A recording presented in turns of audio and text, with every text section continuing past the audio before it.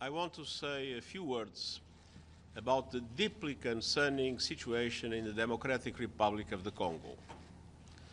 We are at a pivotal moment, and it's time to rally together for peace.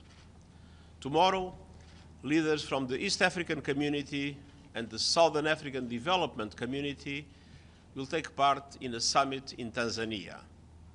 And the focus will be addressing the crisis in the face of the offensive by the M23, supported by the Rwandan Defense Forces. Next week, in Addis Ababa, I will take part in a summit-level meeting of the African Union Peace and Security Council, where this crisis will be also front and center. In advance of these crucial gatherings, I want to make a special appeal for peace. Thousands of people have been killed, including women and children, and hundreds of thousands have been forced from their homes in the eastern DRC. We also see the continued threats by other armed groups, either Congolese or foreign. All of this is having an enormous human toll.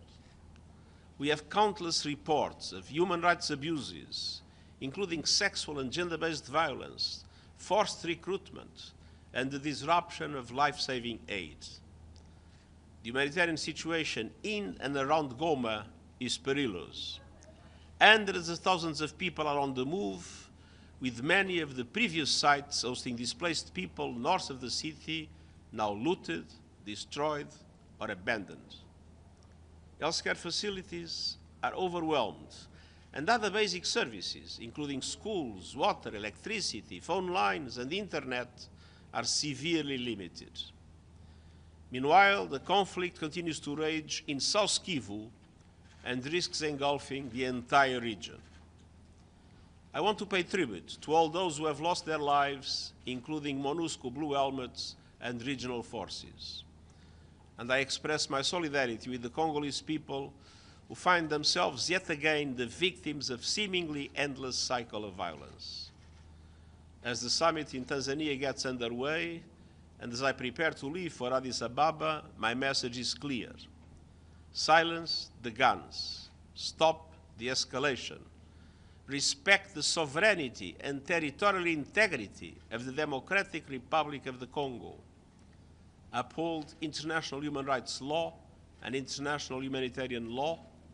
There is no military solution. It's time for all the signatories of the Peace, Security and Cooperation Framework for the DRC and the region to honor their commitments. It's time for mediation. It's time to end this crisis. It's time to peace. The stakes are too high, and we need the active and constructive role of all players, namely neighboring countries, sub-regional organizations, the African Union, and the United Nations. Let us all act together for peace.